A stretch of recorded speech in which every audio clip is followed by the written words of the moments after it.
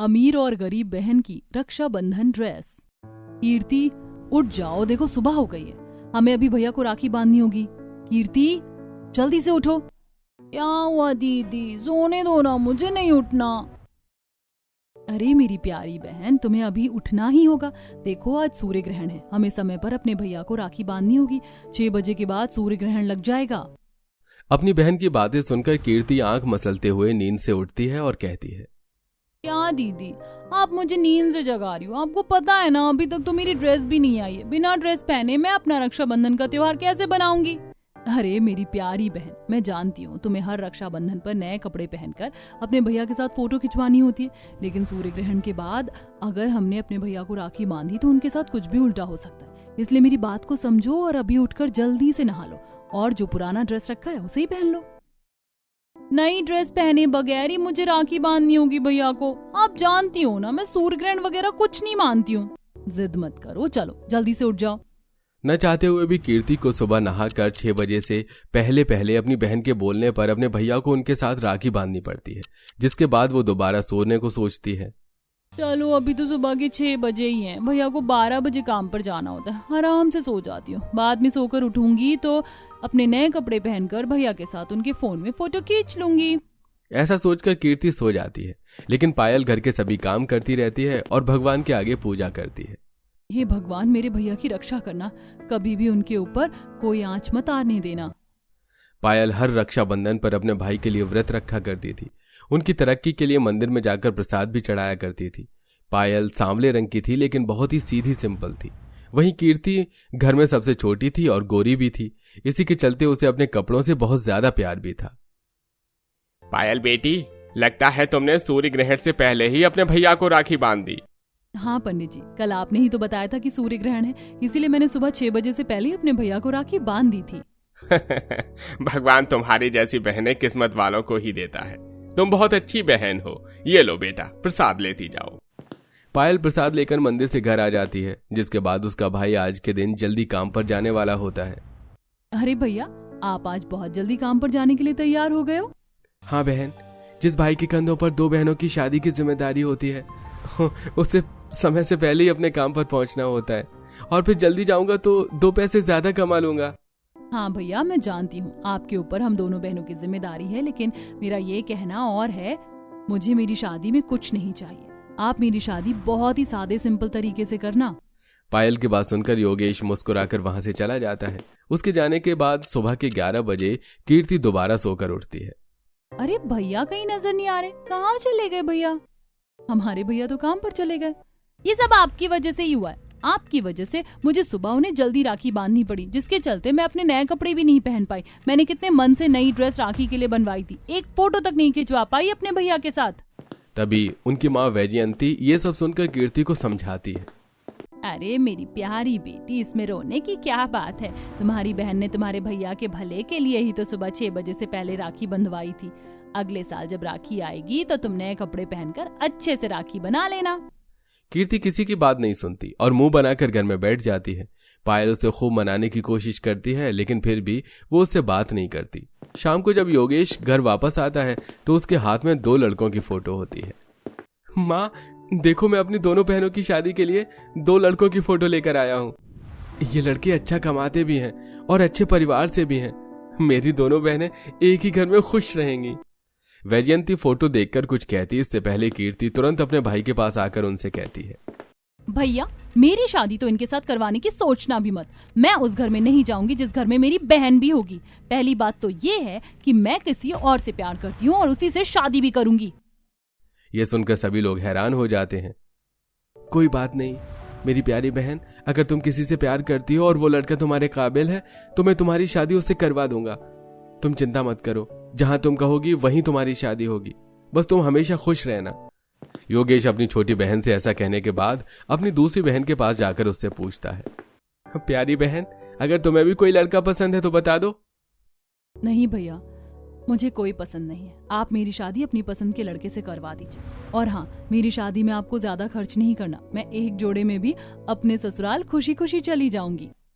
ये सुनते ही कीर्ति हंसते हुए अपने भाई से कहती है, भैया इनका तो मुझे पता नहीं, लेकिन मुझे तो मेरी शादी में हर फंक्शन के लिए एक नई ड्रेस चाहिए, और मेरे लिए शादी के बाद भी पहनने के लिए बढ़िया बढ़िया ड्रेस बनवा देना। ठीक है बहन, जैसा तुम कहोगी बिल्कुल वैसा ही करूंगा। भले ही तुम दोनों की शादी अलग अलग घर में हो, लेकिन शादी में एक ही दिन करूंगा। तुम दोनों जानती हो ना, तुम्हारा गरीब भाई अलग अलग तुम्हारी शादी नहीं कर सकता। हाँ भैया कोई दिक्कत नहीं है, आप एक ही दिन हमारी शादी कर देना। वैसे भी कौन सा मैं इस गरीब के साथ इसके ससुराल जाने वाली हूँ, मेरा ससुराल तो बहुत अमीर है। इस तरह योगेश अपनी छोटी बहन की पसंद के घर जाता है। वो लड़का बहुत ही अमीर होता है, लड़के के परिवार को यह रिश्ता भी मंजूर होता है। वहीं वो अपनी दूसरी बहन का रिश्ता एक गरीब परिवार में कर देता है, जो उसकी हैसियत के मुताबिक होता है। कुछ ही दिनों में दोनों की शादी हो जाती है और दोनों बहन अमीर गरीब ससुराल में पहुंच जाती हैं। आज मुझे कौन सी ड्रेस पहननी चाहिए, मुझे तो समझ ही नहीं आ रहा। आज मेरे ससुराल में मेरा पहला दिन है। कीर्ति अपने मायके से लाए हुए कपड़ों में से कोई कपड़ा पसंद कर रही होती है। इतने में वहां उसकी सास आती है, जो उसके लिए ढेर सारी फैंसी ड्रेस लेकर आती है। अरे बहू, ये नौकरानियों के कपड़े तुम्हारे कमरे में क्या कर रहे हैं? नहीं माँ जी, ये कपड़े तो मेरे हैं। शादी से पहले मैंने ये सारे नए कपड़े सिलवाए थे अपने ससुराल में पहनने के लिए। देखो कीर्ति, हम लोग अमीर हैं और हमारी बड़े बड़े लोगों में उठ बैठ भी है। तुम हमारे घर में ये सस्ते कपड़े नहीं पहन सकती। मैं तुम्हारे लिए महंगी महंगी ड्रेस लेकर आई हूँ। इनमें से कोई पसंद करके पहन लो और अच्छे से तैयार होकर आ जाना। और एक बात ध्यान से सुनना, तुम अभी नई बहू हो, इसलिए जो भी ड्रेस एक बार पहनोगी उसे दोबारा मत पहनना। ऐसा बोलकर मोनिका कमरे से चली जाती है और यहाँ कीर्ति बहुत ज्यादा खुश हो जाती है। अरे वाह जी वाह, सास हो तो ऐसी, एक ड्रेस दोबारा पहनने के लिए ही मना कर दिया। मेरी तो किस्मत नहीं, मेरी तो लॉटरी खुल गई। कीर्ति बहुत ज्यादा खुश होती है। अपनी सास के बोले हुए शब्दों से उसे बेइज्जती महसूस तक नहीं होती। वो नए कपड़े पहनकर सभी के सामने जाती है और उनकी तरह दिखने की कोशिश करती है। तो वहीं पायल अपने भाई की सिलवाई हुई एक ही साड़ी में ससुराल के पहले दिन सारे काम करती है। उसके अलावा उसके पास और कोई साड़ी भी नहीं थी। हे भगवान, ये क्या? खाना बनाते हुए चूल्हे के पास पतंगे से मेरी साड़ी में छेद हो गया। ये साड़ी मेरे भाई ने अपनी मेहनत की कमाई से खरीदी थी। इस एक साड़ी को तो मुझे कई साल तक संभाले रखना था। पायल अपनी साड़ी के पल्लू में छेद देख रही होती है। तभी उसकी सास अपनी शादी के समय की कुछ साड़ियां लाकर उसे देती है। ये कुछ साड़ियाँ पुरानी मेरे पास रखी थी, ये मेरी शादी के समय की है। मैंने बहुत संभाल के रखी हुई थी, अब से तुम इन्हें पहन लिया करना। यहाँ पायल पुरानी साड़ी पहनकर भी बहुत खुश होती है। इसी तरह अमीर और गरीब बहन की शादी की जिंदगी शुरू हो जाती है। देखते ही देखते कुछ वक्त बीतता है और कभी कभी कीर्ति अपनी गरीब बहन के घर उससे मिलने भी आती है। पायल दीदी, कहाँ हो तुम? कीर्ति घर का दरवाजा बजा रही होती है, लेकिन बाहर से पायल मटके में पानी भरकर कुएं से ला रही होती है। दरवाजे पर अपनी छोटी बहन को देखकर पायल बहुत खुश होती है और मटका एक तरफ रखते ही उसे गले से लगाती है। अरे कीर्ति, तुम यहाँ मुझसे मिलने आई हो? तुमने तो मेरा दिल खुश कर दिया।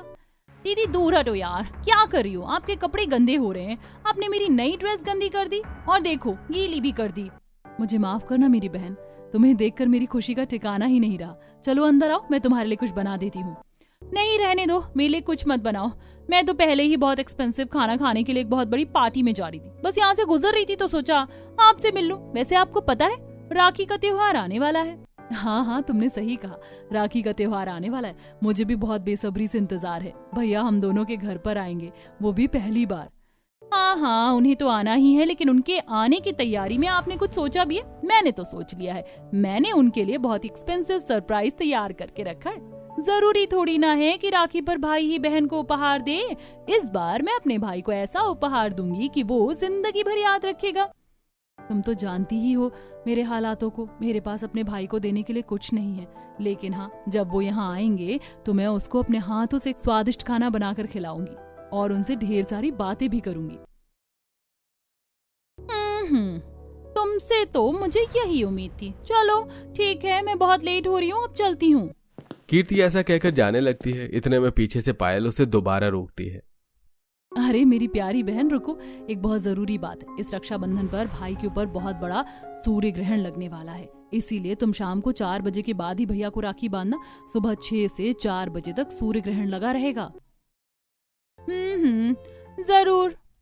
अपनी बहन की बातें सुनकर वो उसे नजरअंदाज करते हुए वहां से चली जाती है। कीर्ति रक्षाबंधन से पहले अपने लिए बहुत ही महंगे शोरूम से बहुत महंगी ड्रेस तैयार करवाती है और वहीं वो अपने भैया के लिए भी महंगे कपड़े खरीद कर लाती है। भैया के कपड़े तो बहुत प्यारे हैं। भैया इन कपड़ों को देखते ही खुश हो जाएंगे और मेरी एक्सपेंसिव ड्रेस जब रक्षाबंधन पर मैं पहनूंगी तो सबकी नजरें मेरे ऊपर ही होंगी। वहीं दूसरी तरफ पायल अपनी गरीबी से जूझ रही होती है। कभी घर में राशन नहीं तो कभी किसी चीज की परेशानी। मेरे पति का काम भी अच्छा चल नहीं रहा है। उनके पास इतने पैसे भी नहीं है कि वो मुझे एक नई राखी दिला सके। मैं खुद ही अपने हाथों से अपने भाई के लिए राखी बना लेती हूँ। मेरे हाथों की बनी राखी देखकर वो बहुत खुश हो जाएगा। इस तरह अमीर बहन नई नई ड्रेस खरीदती है तो वहीं गरीब बहन राखी के त्योहार के लिए खुद सिंपल धागे में कुछ मोती पिरोकर अपने भाई के लिए राखी तैयार कर रही होती है। कुछ दिन बाद जब राखी आ जाती है तो योगेश सबसे पहले अपनी अमीर बहन के घर जाता है। कीर्ति, कीर्ति कहाँ हो तुम? ये देखो तुम्हारा भाई तुमसे मिलने आया है। आज राखी का त्योहार है। हैप्पी रक्षाबंधन मेरी प्यारी बहन। हैप्पी रक्षाबंधन भैया। देखो आपके नाश्ते की तैयारी में मैंने क्या क्या बनवाया है। आओ भैया बैठो, पहले कुछ खा लो। कीर्ति अपने ससुराल में अपने भाई की बहुत ही खातिरदारी करती है। उसे एक से एक वैरायटी खाने के लिए देती है। अच्छा भैया आप नाश्ता करो, मैं भी नए कपड़े पहन कर आती हूँ। मैंने बहुत एक्सपेंसिव ड्रेस तैयार करवाई है रक्षाबंधन के लिए। हाँ हाँ चली जाओ, लेकिन मैंने सुना है आज सूर्य ग्रहण है जो सुबह 6 बजे से शाम 4 बजे तक रहेगा। क्या तुम राखी अभी बांध दोगी मुझे? उफ भैया आप ये सब बातें कब से मानने लगे? ऐसा कुछ नहीं होता। मैं तो इन बातों में बिलीव ही नहीं करती। और फिर मैं आपके लिए शाम 4 बजे तक का इंतजार भी नहीं कर सकती। मुझे बहुत बड़ी पार्टी में जाना है। कीर्ति की बात सुनकर योगेश कुछ नहीं कहता। इधर कीर्ति तैयार होने चली जाती है और उधर योगेश घर में इतने लोगों के होते हुए भी अकेला बैठा रहता है।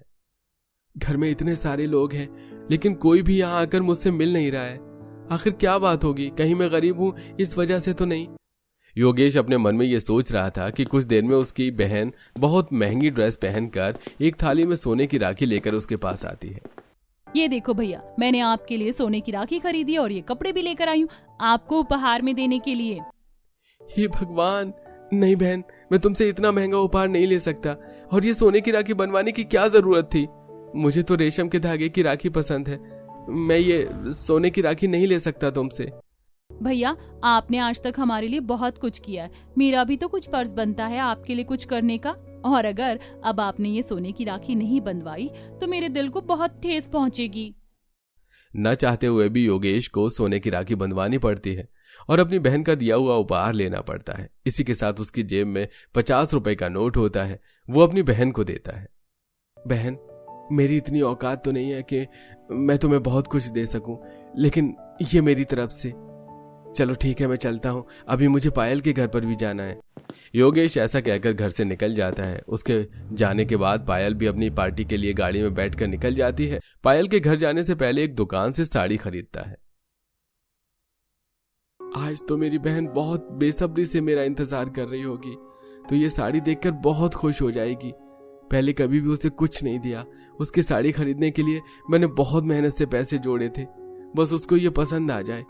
योगेश सड़क के किनारे से चल रहा होता है, तभी अचानक से एक बहुत तेज गाड़ी उसकी तरफ चली आ रही थी। गाड़ी के ब्रेक फेल होते हैं। गाड़ी में और कोई नहीं, उसकी छोटी बहन कीर्ति ही बैठी होती है। वो चिल्ला चिल्ला कर कहती है, हट जाओ, मेरी गाड़ी के सामने से हट जाओ, सभी हट जाओ, मेरी गाड़ी के ब्रेक फेल हो गए हैं। लेकिन योगेश को कुछ भी सुनाई नहीं देता क्योंकि वो अपनी धुन में चल रहा था।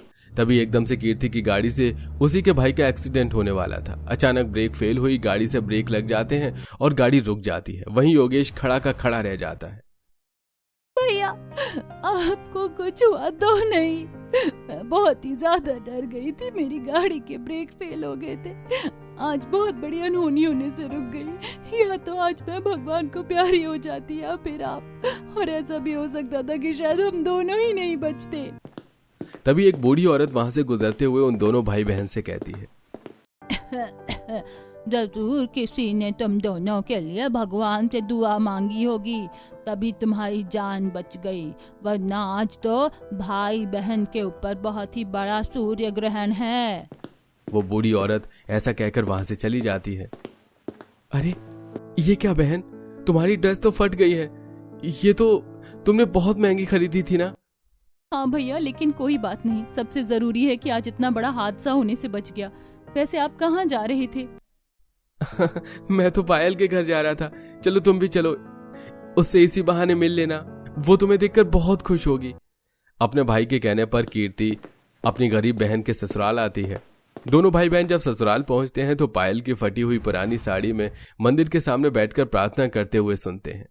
भगवान, आज रक्षाबंधन है, मैं सुबह से आपसे प्रार्थना कर रही हूँ, चाहे कुछ भी हो जाए मेरे भैया के ऊपर कोई भी संकट नहीं आना चाहिए।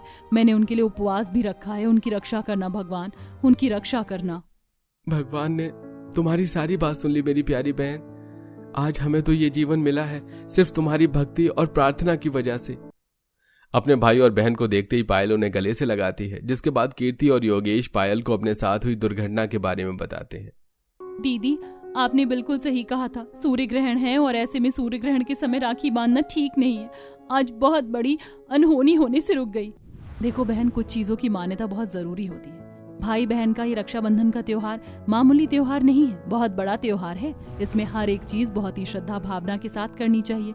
नए कपड़े पहनने से या महंगे उपहार देने से ये त्योहार नहीं मनाया जाता, बल्कि भाई बहन के प्यार और प्रेम के साथ ये त्योहार अच्छे से मनाया जाता है। हाँ दीदी, आपने बिल्कुल सही कहा, मैं नादान थी, मैं आपकी बात को कभी समझ ही नहीं पाई, लेकिन अब बहुत अच्छे से समझ गई हूँ और ऐसी गलती कभी जिंदगी में नहीं करूंगी, मैं आपसे वादा करती हूँ। आज मैं सिर्फ अपनी बहनों के चलते ही सही सलामत हूँ, क्योंकि मेरी दोनों प्यारी बहनें मुझे बहुत प्यार करती हैं। अच्छा भैया, सूर्य ग्रहण का समय निकल चुका है, अब हम लोग रक्षाबंधन के त्योहार को मनाते हैं। कीर्ति, चलो तुम भी भैया को मेरे साथ राखी बांधना। मैंने रेशम की सुनहरी राखी खुद अपने हाथों से बनाई है। कीर्ति अपनी बहन की बात मानती है और अपनी बहन के साथ रेशम के धागे की राखी अपने भाई की कलाई पर बांधती है। दोनों बहनें राखी बांधने के बाद योगेश को मिठाई खिलाती हैं। इस तरह वो अपने रक्षाबंधन को बहुत अच्छे से मनाते हैं और इस बार कीर्ति अपने फोन में अपनी बड़ी बहन के साथ बढ़िया सी फोटो खींचती है। बहन, मैं जानता हूँ तुम्हें उपहार पसंद नहीं है, लेकिन मेरी बहन, मैंने तुम्हारी शादी में भी तुम्हें कुछ नहीं दिया था और मेरी छोटी बहन के पास तो किसी चीज की कमी ही नहीं है, इसलिए मैंने अपने पैसों में बहुत सुंदर सी साड़ी तुम्हारे लिए खरीदी है। ये लो बहन, बताओ तुम्हें ये साड़ी कैसी लगी? अरे भैया, ये साड़ी तो बहुत ही सुंदर है और बहुत महंगी भी लग रही। आपने मेरे चलते इतने पैसे क्यों खर्च किए? अब अपनी बहनों पर पैसे खर्च नहीं करूंगा तो किस पर करूंगा? पायल दीदी, मुझे भी माफ कर देना, अनजाने में ही सही मैंने तुम्हारा बहुत दिल दुखाया। आगे से मैं ऐसी गलती कभी नहीं करूंगी। लगता है आज का ये रक्षाबंधन नहीं बल्कि भाई बहनों का भरत मिलाप है। इस तरह पायल की बात सुनकर सभी हंसने लगते हैं और वो अपने रक्षाबंधन के त्योहार को बहुत अच्छे से मनाते हैं और हर साल इसी तरह हर छोटी छोटी चीजों का ध्यान रखते हैं।